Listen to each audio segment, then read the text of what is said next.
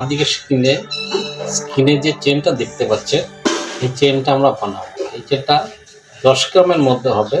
এই চেনটা আমরা বানাবো। এই চেনটা আমরা কীভাবে বানাচ্ছি এবং এই চেনটা বানাতে গেলে কতগুলো স্টেপের মাধ্যমে আমাকে এই চেনটা বানাতে হবে। স্টেপগুলোর মধ্যে রয়েছে, প্রথমত আমাকে সোনাকে গালাই করতে হবে। সেকেন্ড হচ্ছে এইটাকে আমাকে তার বানাতে হবে। আমার 10 গ্রাম ওজন হবে, সেই জন্য আমি 10 গ্রাম ওজনের জন্য আমি সেই মতো আমি তার বানিয়ে নেব এবং তারের কেসটাকে বানিয়ে নেব। এই তার বানানোর পরে আমরা এটাকে পুড়িয়ে নেব। এরপর আমাদের থার্ড স্টেপ হচ্ছে যে চেনের কড়িগুলো হবে, সেই কড়িগুলোকে আমরা বানাবো। এই কড়িগুলোকে কী করে বানাবো সেটাও কিন্তু এই ভিডিওর মধ্যে থাকছে। তারপর এর মধ্যে করা বানাতে হবে। এই কড়িগুলোকে বানানোর পর কড়িগুলোকে সোল্ডারিং করতে হবে, কড়িগুলোকে গাঁথনি করতে হবে এবং এটার জন্য করা বানাতে হবে, সেলাই, পালিশ, এইসব অনেকগুলো স্টেপের মধ্যে দিয়ে আমরা এই চেনটাকে বানাবো। তো এই চেনটাকে আমরা কিভাবে বানাচ্ছি সেটা দেখতে গেলে আপনাকে পুরো ভিডিওটা স্কিপ না করে শেষ পর্যন্ত দেখতে হবে। আমার চ্যানেলে নতুন হলে অবশ্যই চ্যানেলটিকে সাবস্ক্রাইব করে রাখবেন, কারণ সাবস্ক্রাইব করে রাখলে আমি নতুন যখনই আমি ভিডিও দেবো তখন আপনার কাছে নোটিফিকেশন পৌঁছে যাবে। এবং এটাকে একটা লাইক করবেন এবং বন্ধুদের মধ্যে শেয়ার করবেন। ভবানী আমার চ্যানেল অ্যামেজিং জুয়েলারি ওয়ার্কস, আপনাদেরকে এই চ্যানেলে স্বাগত জানাচ্ছি। চলুন আমরা চেনটা বানানো শুরু করি। প্রথমে আমরা সোনাটাকে গালিয়ে নিচ্ছি। দেখুন, এইভাবে আমরা ওয়েস্টেজ সোনা বা পাকা সোনাকে মেল্টিং করে এইভাবে আমরা গালিয়ে নিচ্ছি। গালিয়ে নেওয়ার পর আমরা এটাকে ঢালির মধ্যে ঢেলে নিচ্ছি। এরপরে আমরা এটাকে তার বানাবো। তার বানাবো কী হবে না, রোলার মেশিনে আমরা এটাকে দিয়ে এই প্রসেসে আমরা এটাকে তার বানাবো। এরপর আমরা যন্ত্রী দিয়ে টেনে আমার গেজ অনুযায়ী আমি এটাকে সাইজ করে নেব এবং মাপটা দেখে নেব। এটা আমার তৈরি হয়ে গেছে। এটাকে আমরা একটু পুড়িয়ে নিচ্ছি। পুড়িয়ে নেওয়া মানে এর হার্ডনেসটাকে সফট করা। এরপর আমরা আমার ডিজাইন অনুযায়ী আমি কড়িগুলোকে বানাবো। তো কড়িগুলোকে বানাতে গেলে আমাকে একটা ফর্মা লাগবে। সেই ফর্মাটা আমাদেরকে দেখাচ্ছে। কড়িগুলোকে আমরা কীভাবে বানাবো না, আমরা এইরকম দুটো শলাই নিয়ে নিয়েছি। এই দুটো সেম সাইজের শলাই নিয়ে এর মধ্যে আমরা একটু পেপার জড়িয়ে নেবো। পেপার জড়িয়ে নিয়ে এর মধ্যে আমরা তারটাকে এইভাবে পেঁচাবো। তাতে কী হবে, তাতে আমার এই কড়িগুলো সব একই মাপে তৈরি হবে। এরপর আমরা এই শলাই থেকে বের করে নিয়ে এমনি বেরোবে না, কিন্তু পেপারটাকে পুড়িয়ে নেওয়ার পর আমার বেরিয়ে যাবে। বেরিয়ে যাওয়ার পরে আমরা প্রত্যেকটা কড়িকে একটা করে কেটে নেব। কেটে নেওয়ার পরে সেম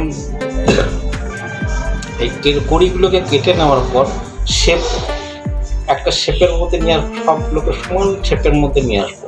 শেপের মধ্যে নিয়ে এসে আমরা মুখগুলোকে সোল্ডারিং করব। এরপর আমরা এই কড়িগুলোর মাঝে একটা ছোট্ট রিং নেব। ছোট্ট রিংও কিন্তু আমরা এই শলাইয়ের মধ্যে জড়িয়ে নিয়েই আমরা সরু তারকে পেঁচিয়ে নিয়ে আমরা রিংগুলোকে বানাবো। রিংগুলোকে বানানোর পর আমরা এগুলোকে কেটে নিয়ে আমরা এই ছোটো করে কেটে নিয়ে পিঠে সমান করে নিয়ে শেপটাকে নিয়ে আসার পরে আমরা ওই কড়িগুলোর বড় কড়িটার মাঝে এই ছোট্ট রিংটাকে বসিয়ে আমরা সোল্ডারিং করে নেবো। এইভাবে আমাদের প্রত্যেকটা কড়ি তৈরি হয়ে যাবে। তৈরি হয়ে যাওয়ার পরে আমাদেরকে বাইন্ডিংয়ের জন্য আমরা কিন্তু আবার সেকেন্ড টাইম একটা তারকে চটা তার অর্থাৎ একটা গোল তারকে আমরা মেশিনে হালকা করে চটে নেব। চটে নেওয়ার পরে এই চটা তারটাকে আমরা এই স্পাইরাল করে একটা রিং কেটে নেব। এই রিংগুলো দিয়েই আমরা প্রত্যেকটা একটার সাথে একটাকে এইভাবে আমরা বাইন্ডিং করব। যে স্পাইরাল করে নেওয়ার পরে আমরা এগুলোকে প্রত্যেকটা কড়িকে একটা করে কেটে নেব। এইভাবে আমার কড়িগুলো কাটা হয়ে যাওয়ার পরে আমরা যে বড় কড়িগুলো বানিয়েছিলাম, দেখুন এই যে বড় কড়িগুলোকে আমরা একটার সাথে একটা এই স্পাইরাল কাটিং যে কড়িগুলো, ছোট কড়িগুলো যেটা চটা তারের, সেইটা দিয়ে একটার পর একটা আমরা এইভাবে গাঁথনি করে নিচ্ছি। এইভাবে গাঁথনি করে আমাদের প্রত্যেকটা কড়িকে জুড়ে নেওয়ার পরে আমার চেনটা কিন্তু রেডি হয়ে যাবে। বা এইভাবে আমরা কাটতে কাটতে আমাদের চেনটা রেডি হয়ে গেছে। এবার প্রত্যেকটা যে বাইন্ডিং করি যেটা, সেটার প্রত্যেকটা মুখকে আমরা ছোট ছোট পাইন দিয়ে শোল্ডারিং করে নেব। শোল্ডারিং করে নেবো এবং এটাকে একটু টেনে দেখে নেবো যে হ্যাঁ এটা ঠিক আছে কিনা। আমার এটা তৈরি হয়ে যাওয়ার পরে আমি আমার এস করার বানাতে হবে। এস করা বানানোর জন্য কী করবো না, আমি 1 ইঞ্চি সাইজের একটা মোটা তার নেব। এই তারটাকে আমরা পুড়িয়ে নিচ্ছি, এইভাবে পুড়িয়ে নিচ্ছি। পুড়িয়ে নেওয়ার পরে আমরা দু মাথায় একটু পিটিয়ে ছোটো করে নেবো। ছোটো করে নেওয়ার পরে মুখগুলোকে একটু রেজি ধরিয়ে নেবো। দু সাইডের মুখগুলোকে এইভাবে আমরা রেজি ধরিয়ে নেব। রেজি ধরিয়ে নেওয়ার পরে আমাদের এস যেরকম হয় সেই এস টাইপের আমরা এটাকে ভেজে আমরা এসটাকে বানিয়ে নেবো। আর ভিডিওতে দেখুন এই যে আমরা এইভাবে এসটাকে বানাচ্ছি। আমাদের এসটা বানানো হয়ে গেছে। আমরা আবার একটা সামান্য একটু মোটা তার নিয়ে আমরা দুটো রিং বানিয়ে নেব। দেখুন এইভাবে আমরা রিংগুলোকেও বানিয়ে নিয়েছি। এই রিং দুটোকে আমরা এবার চেনের দু প্রান্তে আমরা শোল্ডারিং করে নেব। শোল্ডারিং করে নেওয়ার পর দেখুন আমার চেনটা কিন্তু রেডি হয়ে গেছে। এস করাটা এই চেনটা রেডি হয়ে গেছে। এবার আমরা এসটাকে লাগিয়ে দিচ্ছি। আমার চেনটা কিন্তু পুরোপুরি হয়ে গেছে। এরপর আমাকে এটাকে হালকা পুড়িয়ে নিয়ে আমরা অ্যাসিড জলের মধ্যে দিয়ে দেবো। এই অ্যাসিড জলের মধ্যে দিয়ে আমরা এটাকে পরিষ্কার করে নেব। তো পরিষ্কার করে হয়ে গেছে। এরপর আমরা এটাকে পালিশের দোকানে দিয়ে একটু আরও ভালো করে ক্লিন করে নেব। ক্লিন হয়ে যাওয়ার পর আমরা এটাকে ডায়মন্ড কাটিং করব।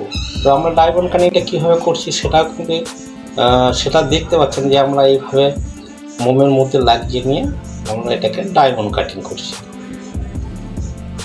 এভাবে আমরা পুরো চেনটাকে বোথ সাইড আমরা এইভাবে ডায়মন্ড কাটিং করে নিচ্ছি।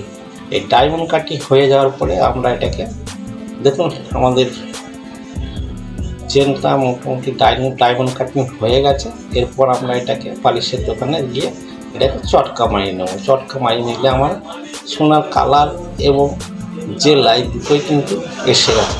আর দেখুন এই যে আমার হাতের মধ্যে দেখতে পাচ্ছেন বা আমার সাইডের স্ক্রিনে দেখতে পাচ্ছেন এই যে চেনটা আমার কমপ্লিট হয়ে গেছে। তো বন্ধুরা, ভিডিওটা যদি ভালো লাগে তবে অবশ্যই একটা লাইক করবেন, কমেন্ট করবেন এবং সাবস্ক্রাইব করতে ভুলবেন না। এই রকম ধরনের জুয়েলারি ভিডিও পেতে গেলে চ্যানেলটিকে অবশ্যই সাবস্ক্রাইব করে রাখবেন। তো আজকে ভিডিওটা এই পর্যন্তই। ধন্যবাদ, দেখা হবে পরের ভিডিওতে।